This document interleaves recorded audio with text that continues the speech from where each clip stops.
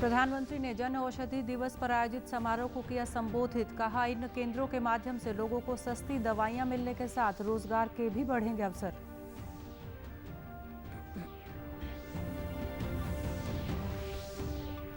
परिवहन मंत्री मूलचंद शर्मा ने कहा, कल महिला दिवस के अवसर पर हर डिपो से चलाई जाएंगी महिलाओं के लिए स्पेशल बसें।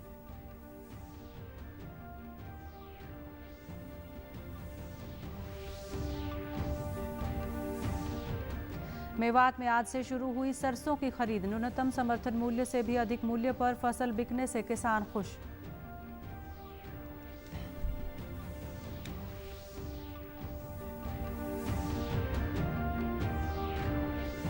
और कोरोना महामारी के खिलाफ देश भर में कोविड-19 टीकाकरण अभियान तेज गति से जारी। दूसरे चरण के तहत करनाल के लोगों को दी गई वैक्सीन की पहली डोज। नमस्कार, मैं मंजू सिंधु और अब खबरें विस्तार से।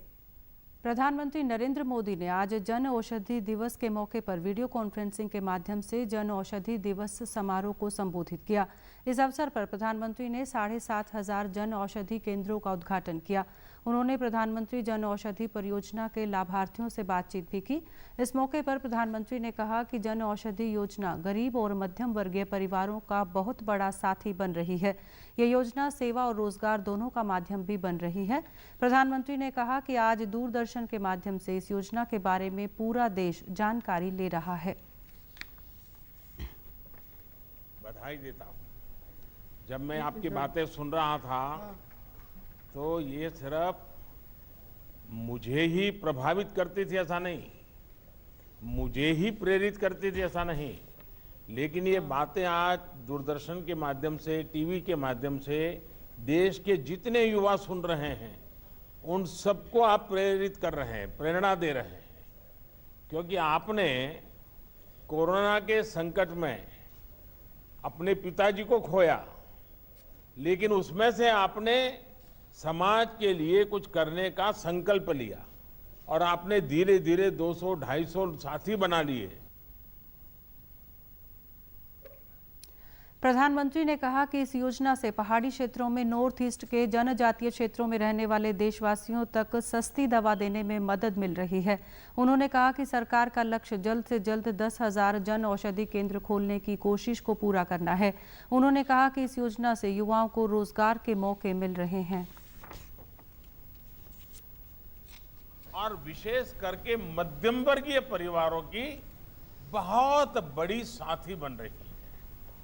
ये योजना सेवा और रोजगार दोनों का माध्यम बन रही है। जन औषधि केंद्रों में सस्ती दवाई के साथ साथ युवाओं को आय के साधन भी मिल रहे हैं। विशेष रूप से हमारी बहनों को, हमारी बेटियों को जब सिर्फ 2.5 रुपये में सैनिटरी पैड्स उपलब्ध कराए जाते हैं तो इससे उनके स्वास्थ्य उस पर एक सकारात्मक असर पड़ता है।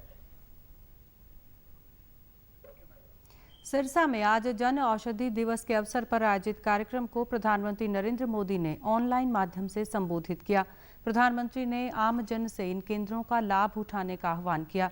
सिविल सर्जन कृष्ण कुमार ने कहा कि जन औषधि केंद्र खुलने से एक और जहां लोगों को दवाइयां सस्ती दरों पर मिलती हैं, वहीं लोगों को इन केंद्रों के माध्यम से रोजगार भी प्राप्त होता है।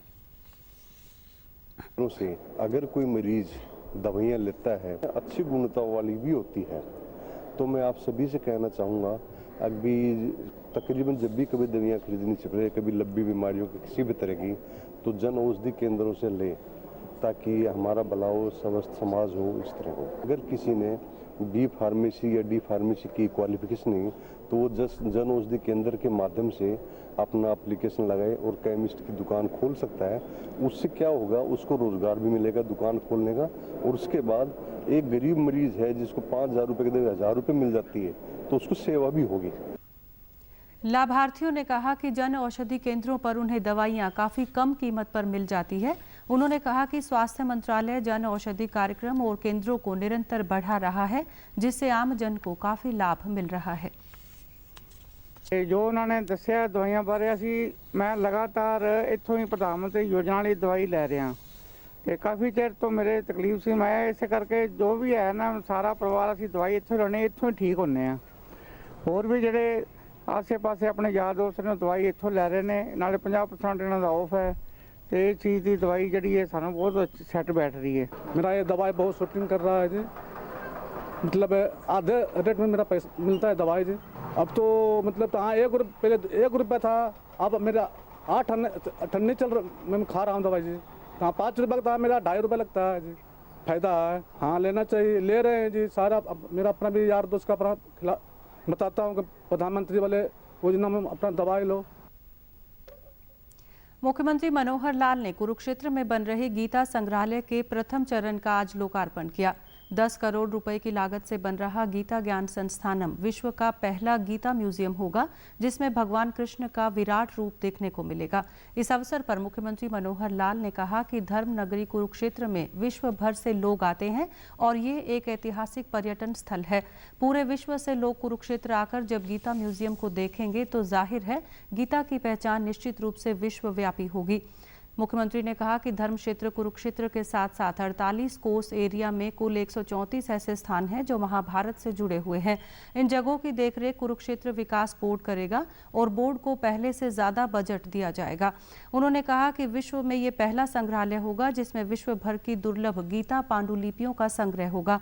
इसी के साथ ये डिजिटल भी होगा, जिसमें holographic image, lighting, projection light व मैपिंग से पर्यटकों को महाभारत की धरा पर होने का एहसास होगा। परिवहन एवं खनन मंत्री मूलचंद शर्मा ने आज फरीदाबाद में बनाए गए सामुदायिक भवन का उद्घाटन कर जनता को समर्पित किया। परिवहन मंत्री ने घोषणा करते हुए कहा कि कल महिला दिवस के मौके पर प्रदेश के सभी डिपो से एक स्पेशल बस महिलाओं के लिए चलाई जाएगी और जरूरत के मुताबिक बसों की संख्या बढ़ाई भी जा सकती है। उद्घाटन करा है जो डॉक्टर मंगल सेन के नाम से हमने समुदाय भवन का नाम रखा है और ये मुख्यमंत्री की घोषणा थी। 2 करोड़ 80 लाख की लागत से बनकर तैयार हुआ है और इस सेक्टर के लोगों को लाभ मिलेगा। शादी है, ब्याह है, दुख है, दर्द है और इस तरह के 11 समुदाय हम 6 साल में 11 समुदाय भवन बना चुके हैं जी। और अभी 4 पाइपलाइन में हैं, आने वाले समय में तैयार लगेगा। इस तरह के इससे बड़े भी हैं, इससे और बड़े भी समुदाय भवन हैं जो बनके तैयार हैं। और हम हर डिपो से महिलाओं के लिए एक बस महिला बस चलाएंगे और जितनी जरूरत पड़ेगी उससे ज़्यादा भी हम चलाएंगे, जैसे महिला स्पेशल है यात्रा। कृषि कानूनों के संबंध में मूलचंद शर्मा ने कहा कि नए कानूनों के जरिए किसानों को विकल्प दिए गए हैं। उन्होंने कहा कि किसान अपनी फसलों को पहले की तरह बेचने के लिए भी स्वतंत्र है। जो किसान हो मानता है कि ट्यूबवेल हमारे और लाभकारी हो। कुछ लोग ऐसे हैं जो इनमें घुसे हुए हैं किसानों में, जो इसको जिनकी राजनीति किसान आंदोलन के तहत चलाते हैं। मोदी और मनोहर के नेतृत्व में किसान भरोसा रखे हैं। अगर उनको एक बिल मांगना उसे मान लें, पुरानी नीति उसको मान लें। मेवात सरसों उत्पादन में प्रदेश भर में दूसरे स्थान पर है। इस बार सरसों का न केवल रिकॉर्ड उत्पादन हुआ है बल्कि भाव भी अच्छे मिल रहे हैं, जिससे किसानों की अच्छी आमदनी हो रही है। मार्केट कमेटी के चेयरमैन उमेश आर्य ने बताया कि इस बार किसानों को उनकी फसलों के दाम MSP से भी अधिक मिल रहे हैं। उन्होंने बताया कि इस बार सरसों की सरकारी खरीद 4,400 रुपये प्रति क्विंटल तय की गई है, जबकि व्यापारी 5,000 रुपये प्रति क्विंटल से भी अधिक भाव पर सरसों की खरीद कर रहे हैं। मार्केट कमेटी के सचिव ने बताया कि अनाज मंडी में किसानों की सुविधा के लिए सभी इंतजाम किए गए हैं। और पिछले साल से लगभग 1,000 रुपये तेज इस समय भाव है। पिछली बार सीजन में सरसों के भाव 3800 के आसपास थे, इस बार 4800, 4900, 5,000 रुपये बिक्री है। और जो हमारी सरकार ने MSP जो तय किया है उससे भी 300-400 रुपये लगभग बढ़ के सरसों बिक रही है। MSP से ऊपर भी माल बिकते हैं, वो इस सरकार में बिक रहे हैं। और जो हमारा प्रधानमंत्री जी का, माननीय मोदी जी का जो एक विज़न है कि किसान की आय 2022 तक पूरी करनी है, दुगनी करनी है, तो उसकी लक्ष्य की तरफ भी हम बढ़ते हुए नज़र आ रहे हैं। किसान को अब की बार सरसों का दाम बहुत अच्छा मिल रहा है। किसानों की 5,000 भी बिकी है, 5300 भी बिकी है, 5500 भी बिकी है। कुछ किसान गीली सरसों लेके आ रहे हैं मंडी में, जिसके कारण उनको रेट कम मिलता है। तो मैं किसानों से यही अपील करूँगा कि वो अपनी फसल को, सरसों को सुखाकर और साफ करके मंडी में लाएं ताकि उनको अच्छा दाम मिल सके। जो भी माल बिक रहे हैं ओपन बोली पे बिकते हैं, 5000 के करीब माल बिक रहे हैं और आले गीले माल भी जो आ रहे हैं, जो जिनका मॉइस्चर भी 25% होता है, 20% होता है, वो भी 4600 रुपये से कम नहीं बिक रहा है। सरसों का भाव अच्छा मिलने से किसान भी काफी खुश नजर आए और सरकार का धन्यवाद किया। एकड़ में मैंने 6 बोई है और पिछली साल से अब का दाम बढ़िया बिक रही है और कोई किसी दिक्कत नहीं आ रही है, हमारे को पैसे टाइम पे मिल रहे हैं। अब के पिछले साल से आपके ज़्यादा हैं रेट काफ़ी, तो सरकारी रेट से तो ज़्यादा ही बिक रही है। अब सरसों पैदावारी भी अच्छी हुई है और क्या नाम है, कोई ओला वो कोई ऐसा कोई नुकसान नहीं हुआ, अच्छी पैदा। करनाल में आज कोविड-19 वैक्सीनेशन के दूसरे चरण के तहत लोगों का टीकाकरण किया गया। दूसरे चरण के तहत 60 वर्ष से अधिक उम्र के बुजुर्गों और 45 साल से अधिक आयु के उन लोगों को वैक्सीन दी गई जिन्हें कोई दूसरी गंभीर बीमारी है। सीएमओ योगेश शर्मा ने वैक्सीन को सुरक्षित बताते हुए स्थानीय लोगों से बिना किसी डर के वैक्सीन लगवाने के लिए आगे आने का आह्वान किया। सेक्टर 13 की डिस्पेंसरी में भी क्योंकि यहाँ सीनियर सिटीज़न काउंसिल भी है और काफ़ी हमारे सीनियर सिटीजन इस एरिया में हैं, उनके लिए एक ये सेंटर, वैक्सीनेशन सेंटर बनाया गया था जहाँ पे वैक्सीनेशन हमारी ऑलरेडी शुरू हो चुकी है। किसी प्रकार की किसी को मैं ये आपके माध्यम से बताना चाहूँगा, जितने भी हमारे सीनियर सिटीजन्स हैं 60 ईयर्स एंड प्लस, कि वो ज़्यादा से ज़्यादा संख्या में आके इस जो हमारे ये शुरू की गई है हमारी वैक्सीनेशन, उसको अवेल करें। वैक्सीन लगवाने के बाद स्थानीय लोगों ने कहा कि उन्हें वैक्सीनेशन के बाद कोई परेशानी नहीं हुई है और अन्य लोगों को भी वैक्सीन लगवाने के लिए आगे आना चाहिए। 8 साल से ऊपर तो सभी का वैसे भी जरूरी है, बाकी इसका कोई साइड इफेक्ट नहीं है किसी किस्म का भी, कोई अफवाह फैलाने की बात नहीं है। और यहाँ जो हॉस्पिटल में व्यवस्था है वो बहुत अच्छी है, वो हमें बहुत पसंद आई। बहुत अच्छा लग रहा है बेटे, कोई साइड इफेक्ट नहीं है, कोई कुछ नहीं है, सबने लगवानी चाहिए और सबसे पहले मुझे लगी है, तो बहुत अच्छा कहना चाहेंगे कि अभी सभी ने लगवानी चाहिए। ना हमें किसी किस्म की कोई परेशानी नहीं है, अरेंजमेंट बेस्ट है, टाइमली सिस्टमेटिकली सारा काम चल रहा है हमारा, सब बिल्कुल ठीक है प्रोग्राम। इसके बहुत फ़ायदे हैं, इसका इंजेक्शन का बहुत फ़ायदा है, सबको लगवाना चाहिए। हमने भी लगवाया, आज कोई साइड इफेक्ट नहीं हुआ, कोई कुछ नहीं है। अभी हम 10-15 मिनट हो गए लगवा के आए हैं, कोई ऐसी परेशानी नहीं है।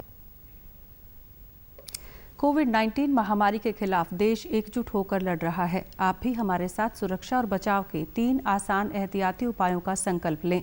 मास्क हमेशा सही ढंग से पहनें, 2 गज की दूरी बनाए रखें और हाथ बार-बार धोएं। महिलाओं की आर्थिक, राजनीतिक, सामाजिक सहित विभिन्न क्षेत्रों में भागीदारी बढ़ाने और अधिकारों के प्रति जागरूक बनाने के लिए अंतर्राष्ट्रीय महिला दिवस प्रत्येक वर्ष 8 मार्च को मनाया जाता है। इस साल की theme women in leadership achieving an equal future in a कोविड-19 वर्ल्ड है। प्रदेश की महिलाओं ने हर क्षेत्र में अपनी प्रतिभा का लोहा दुनिया में मनवाया है। पंचकुला के पुलिस विभाग में कार्यरत एसीपी पद्मश्री ममता सौदा एवरेस्ट को फतेह करके दुनिया में भारत का नाम रोशन किया है। ममता सौदा को भारत के अलावा इंडोनेशिया, अफ्रीका, यूरोप व अमेरिका की सबसे ऊंची चोटियों पर भारत का तिरंगा फहराने का गौरव हासिल हुआ है। ममता सौदा ने कहा कि माउंट एवरेस्ट को फतेह करने के पीछे उनका मकसद समाज में लड़के और लड़की में भेदभाव की सोच में बदलाव लाना था। उन्होंने बताया कि माउंट एवरेस्ट पर भारत का परचम लहराने का अवसर प्राप्त हुआ, जो उनके लिए जीवन का स्वर्णिम क्षण था। मैं महिलाओं को ये कहना चाहती हूँ कि अपनी लाइफ को, ऑफिशियल लाइफ को और पर्सनल लाइफ को आप बिल्कुल डिफरेंट रखिए। आप जब एज ए ऑफिसर वर्क कर रहे हैं तो आप एज ए ऑफिसर हैं, और जब आप घर में आते हैं तो फिर आप एक बेटी हैं, बहू हैं, वाइफ हैं और इसके साथ एक माँ है।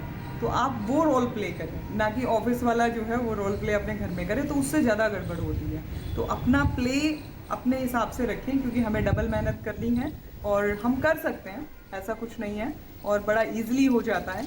थोड़ी सी अंडरस्टैंडिंग उनकी भी समझिए और थोड़ा सा अपने आप को भी, तो बैलेंस करके कोई भी चीज़ की जाए तो वो सब बढ़िया हो जाए। अंत में इस बुलेटिन के मुख्य समाचार एक बार फिर।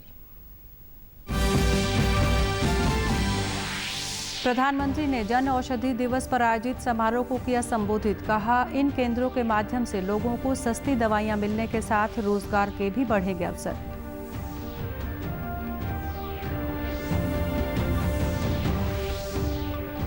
परिवहन मंत्री मूलचंद शर्मा ने कहा, कल महिला दिवस के अवसर पर हर डिपो से चलाई जाएंगी महिलाओं के लिए स्पेशल बसें।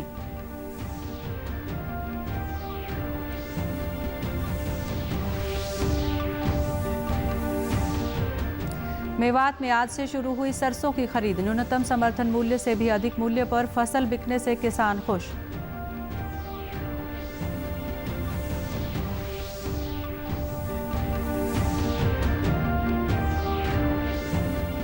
और कोरोना महामारी के खिलाफ देश भर में कोविड-19 टीकाकरण अभियान तेज गति से जारी। दूसरे चरण के तहत करनाल में लोगों को दी गई वैक्सीन की पहली डोज।